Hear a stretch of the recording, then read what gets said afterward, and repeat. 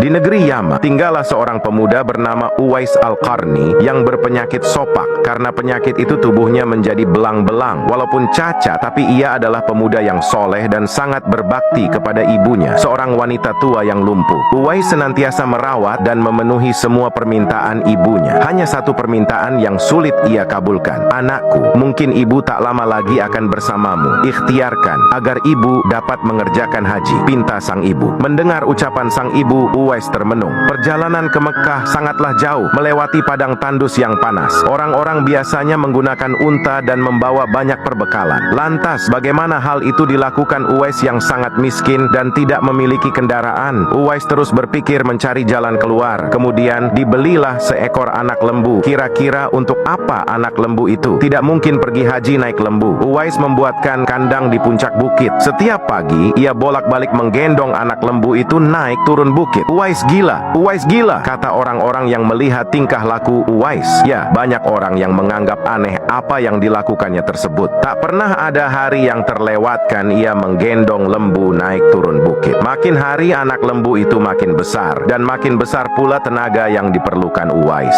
Tetapi karena latihan tiap hari, anak lembu yang membesar itu tak terasa lagi. Setelah 8 bulan berlalu, sampailah pada musim haji. Lembu Uwais telah mencapai 100 kilogram. Begitu juga otot Uwais yang makin kuat. Ia menjadi bertenaga untuk mengangkat barang. Tahukah sekarang orang-orang apa maksud Uwais menggendong lembu setiap hari? Ternyata ia sedang latihan untuk menggendong ibunya. Uwais menggendong ibunya berjalan kaki dari Yaman ke Mekah. Subhanallah, alangkah besar cinta Uwais pada ibunya itu. Ia rela menempuh perjalanan jauh dan sulit demi memenuhi keinginan ibunya. Uwais berjalan tegap menggendong ibunya wukuf di Ka'bah. Ibunya terharu dan bercucuran air mata karena telah melihat Baitullah. Di hadapan Ka'bah, ibu dan anak itu berdoa, "Ya Allah, ampuni semua dosa ibu," kata Uwais. "Bagaimana dengan dosamu?" tanya sang ibu keheranan. Uwais menjawab, "Dengan terampuninya dosa ibu, maka ibu akan masuk surga. Cukuplah ridha dari ibu yang akan membawaku ke surga." Itulah keinginan Uwais yang tulus dan penuh cinta. Allah Subhanahu wa ta'ala pun memberikan karunia untuknya. Uwais seketika itu juga sembuh dari penyakit sopaknya. Hanya tertinggal bulatan putih di tengkuknya. Tahukah kalian apa hikmah dari bulatan disisakan di tengkuknya Uwais tersebut? Itulah tanda untuk Umar bin Khattab dan Ali bin Abi Thalib, dua sahabat Rasulullah, untuk mengenali Uwais. Beliau berdua sengaja mencari di sekitar Ka'bah karena Rasulullah Shallallahu Alaihi Wasallam berpesan, "Di zaman kamu nanti akan lahir seorang manusia yang doanya sangat makbul. Kalian berdua pergilah cari dia. Dia akan datang dari arah Yaman. Dia dibesarkan di Yaman. Sesungguhnya Allah mengharamkan atas kamu durhaka pada ibu dan menolak kewajiban dan meminta yang bukan haknya dan membunuh anak hidup-hidup. Dan Allah membenci padamu banyak bicara dan banyak bertanya. Demikian pula memboroskan harta, menghamburkan kekayaan." Hadis riwayat Bukhari dan Muslim.